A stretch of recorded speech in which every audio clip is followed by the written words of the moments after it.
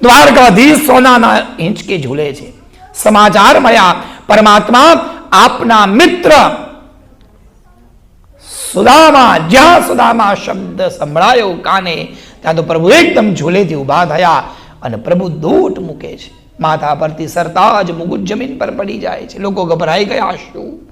કૃષ્ણ દોડે છે. દોડતા દોડતા દોડતા પ્રભુ સાત દાદરા ઉતરી નીચે આવ્યા અને દરવાજા ઉપર એક ગરીબ બ્રાહ્મણ ઊભો છે. ફાટેલી ધોતી છે, પગમાં કાંટા વાગ્યા છે, શરીર અંગ ઉપર મેલ ચોંટેલો છે.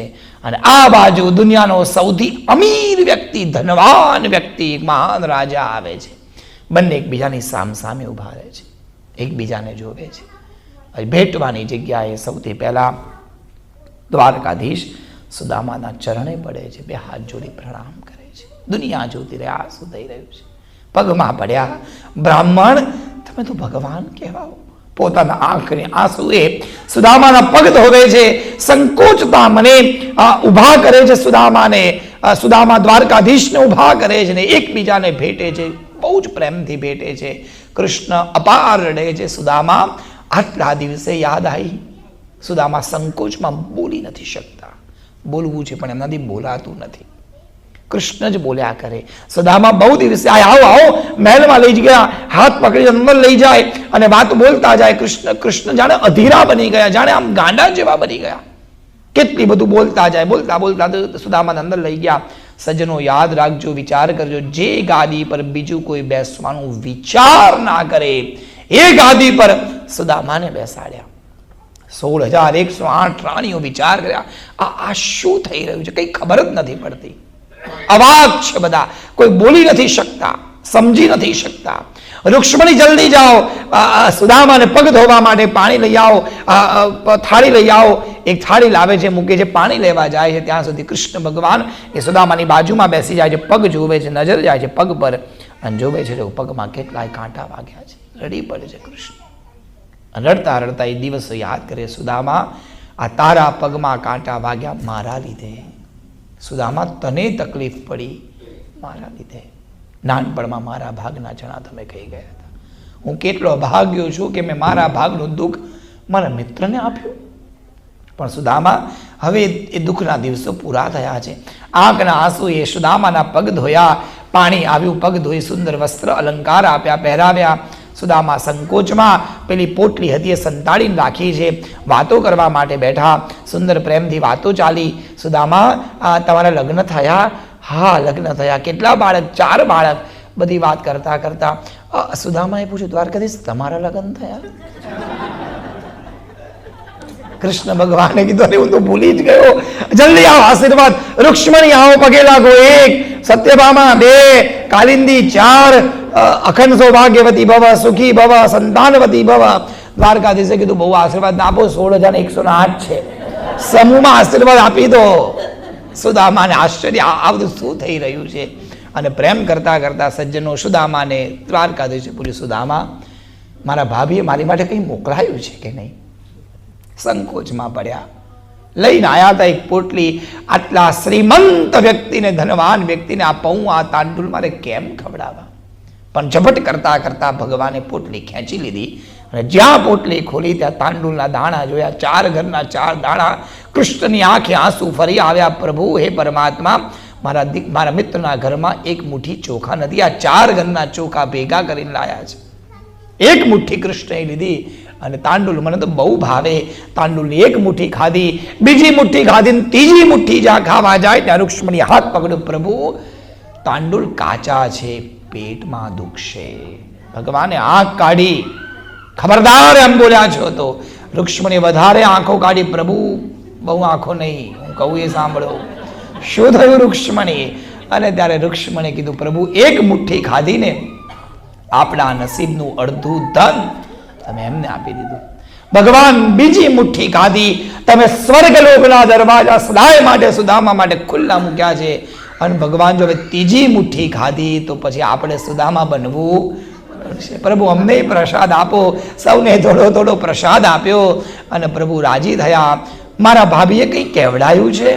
અને સાહેબ, હવે માર્મિક શબ્દ આવે છે, બહુ ધ્યાન આપજો. કંઈ કહેવડાયું છે?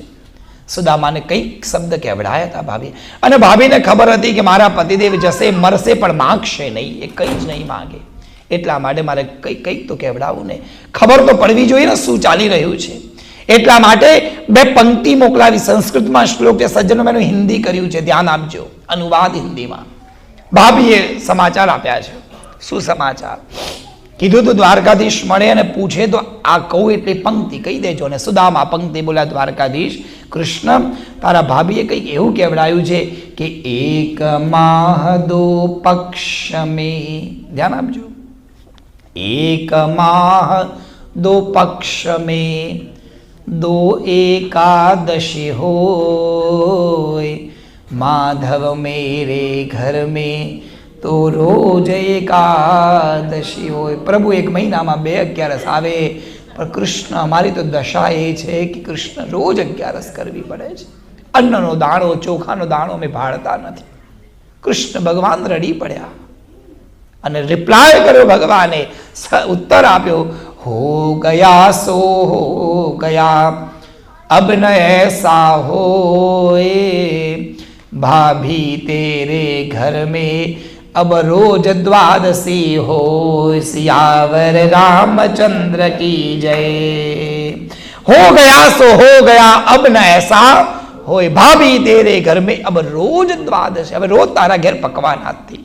અને સાહેબ ચમત્કાર થયો. અઠવાડિયા સુધી સુદામા ઘરમાં રહ્યા, દ્વારકાધીશોને રહ્યા, આનંદ કર્યો, ખૂબ ખાધું, ખૂબ વાતો કરી.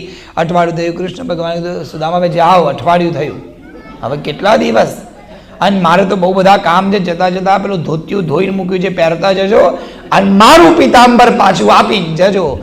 અને દ્વારકાધીશની આ બધી વાતો સામે સુદામા કીધું, આ વાણીઓ વાણીઓ રહ્યો, આ સુંદરવાન એક ધોતીમાં મન, આટલું મોટું રાજ લઈ બેઠું, આ ધોતીમાં હજી આનું મન છે. પણ હવે હશે જેવી દ્વારકાધીશની ઈચ્છા, ફાટેલું જૂનું ધોતિયું પહેરીને ઘરે પહોંચ્યા. સાહેબ ઝૂંપડી ગાયબ, જે જગ્યાએ ઝૂંપડી હતી ત્યાં મોટો મહેલ થઈ ગયો. પૂછવા ગયા, મહેલ કોનો? દરવાજા પર પહોંચ્યા, સિપાહીઓ જય જયકાર કરે, દરવાજો ખોલ્યો, અંદરથી રાણી 16 શણગાર સજી અને સ્વાગત કરવા માટે આવ્યા. સુદામા કે બેન તમે, અલા બેન નહીં, આમ જુઓ બરાબર, ઓહો હો ભાગ્યવાન તમે, દેવીજી આ બધું શું છે? બોલે ઘરમાં આવો તમને કહું. ભાત પકડીને સુદામાને ઘરમાં લઈ ગયા, સિંહા ગાદી પર બેસાડ્યા, બાજુમાં બેસીને રડતી આંખે પત્નીએ સુદામાને કીધું, અરે હું પણ ગાડી છું, મેં તમને વળી એ જ દાડે મોકલ્યા, તમે હજી તો આ પોરબંદરની ભાગોળે નહીં પહોંચ્યા હો. અને ત્યાં તો કોઈક દંપતી પતિ પત્ની આયા, સુંદર વસ્ત્ર પહેર્યા હતા, પીળું પિતાંબર હતું, કેટલો ચમકતો ચહેરો, હું તો ઓળખી જ ના શકી. મેં પૂછ્યું કોણ? તો કે સુદામાના મિત્ર દ્વારકાધીશ. અઠવાડિયું આપણા ઘેર રહ્યા, ઝૂંપડી દૂર કરી, આ મહેલ બનાવી આપ્યો, અને હજી તો તમે આયા, આ 5 મિનિટ થઈ, હજી પ્રભુ ભાગોળે નહીં પહોંચ્યા હોય. દોટ મૂકી સુદામાએ. પ્રભુ હવે ખબર પડી કે જો ધોતિયું ચણા ખાધા તારા ભાગના તો દુઃખ ભોગવ્યું, તારું ધોતિયું લીધું હોત તો ખબર નહીં શું થાત. પણ દ્વારકાધીશ તમે બધું આપીને ગયા. દોડ્યા પણ પોરબંદરમાં ક્યાંય પ્રભુ ન મળ્યા. પોરબંદરના એ તળાવના તટે ગયા, ત્યાં બેઠા પ્રભુને દ્વારકાધીશને યાદ કરી એટલું કીધું, પ્રભુ સંપત્તિ નથી જોઈતી, મારે સુખ નથી જોઈતું, મારે તો દ્વારકાધીશ જોઈએ છે. પ્રભુ આવી કૃપા સદાય મારી પર રાખજો. ભગવાન દ્વારકાધીશ સુદામાને ફળ્યા તેવા સૌને ફળજો. આવી સુંદર વાર્તા સુદામાની માંડી, અને સુદામા ધન ધન્ય અને કૃત્ય કૃત્ય બન્યા. જીવન સુધરી ગયું સુદામાનું.